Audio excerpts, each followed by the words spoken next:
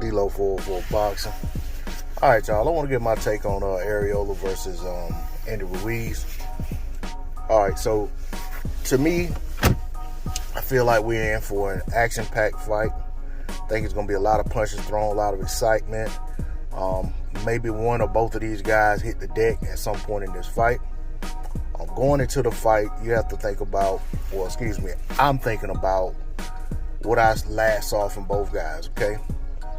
We saw Andy Ruiz hit his high water mark, getting a stoppage of Anthony Joshua, only to return months later to go fight Anthony Joshua out of shape, not really throwing a lot of punches, seemingly having forgot how to cut the ring off. He's just following Joshua around the ring, getting frustrated and upset because Joshua's not coming to him, allowing him opportunities to get his shots off and have a repeat of what happened in that first fight.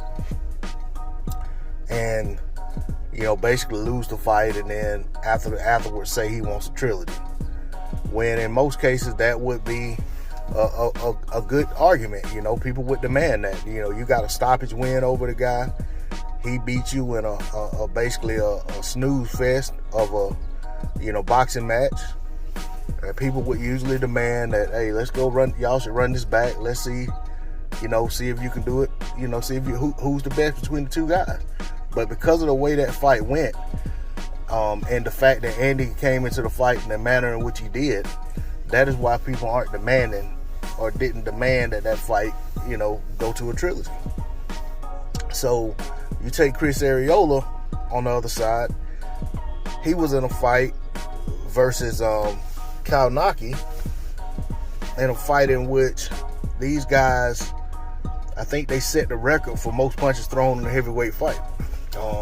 It was totally opposite of what Andy Ruiz did versus Anthony Joshua. Arreola went in there trying to win, trying to land his money punch and get Kalnaki out of there. It just didn't happen.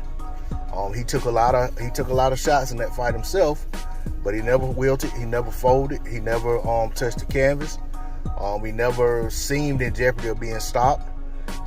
He displayed his true fighter spirit and put on a great show for the boxing fans. But it was in a losing effort. And then we saw Kalnaki in the very next fight go out and get stopped by, I forgot the guy's name now. But anyway, Kalnaki went out and got stopped by the guy from, I think he's from the Netherlands or somewhere. But anyway, the Nordic Nightmare, I think is what they call it. But anyway, so either way it goes, it's just as far as the guys, when they're at their best, I think their styles will mesh well. And I'm not sure if Andy's going to come in at his best. Arreola, of course, his best days are behind him, but we can get the best of what he has left. I think we'll be in for a good fight. I don't agree with this fight being on pay-per-view, although it's only, I think it's a $50 pay-per-view, so it's not terrible. But at the end of the day, it's a fight I definitely want to see. It's interesting. It's hard to say who will win this fight. I think as far as Andy goes, to be honest, I have concerns that Andy is happy with just having lost the weight. And I'm not saying I don't think he's putting in work in the gym. I'm sure he is with his team, with his new team.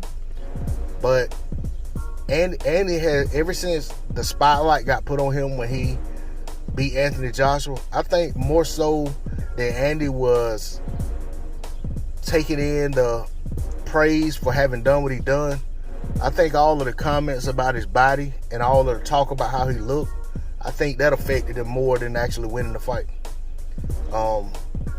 And I think that has a lot to do with why he ended up putting on so much weight from the first Joshua fight to the second Joshua fight.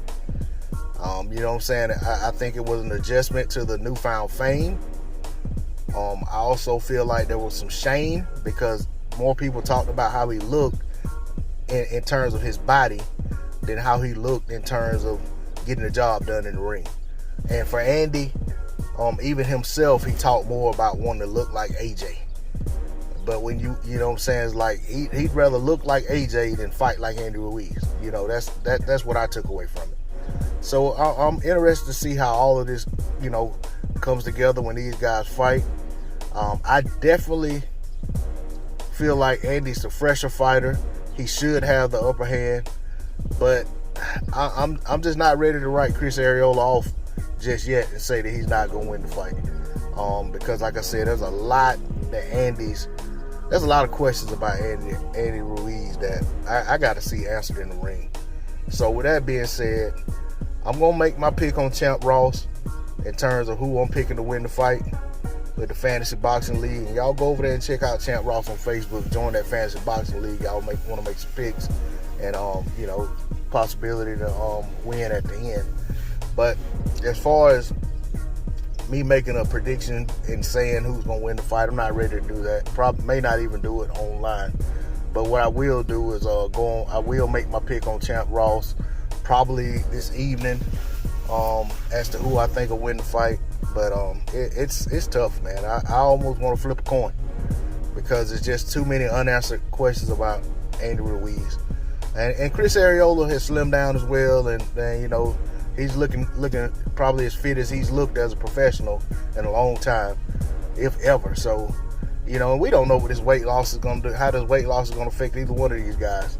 Maybe, hopefully it's in a good way for both guys, but it's yet another unknown going into this fight. But I look forward to the fight. Should be a great fight, and hopefully it's one that we'll talk about for a long time to come. D-Lo 404 Boxing, like, share, comment, and subscribe. I'm out. Peace.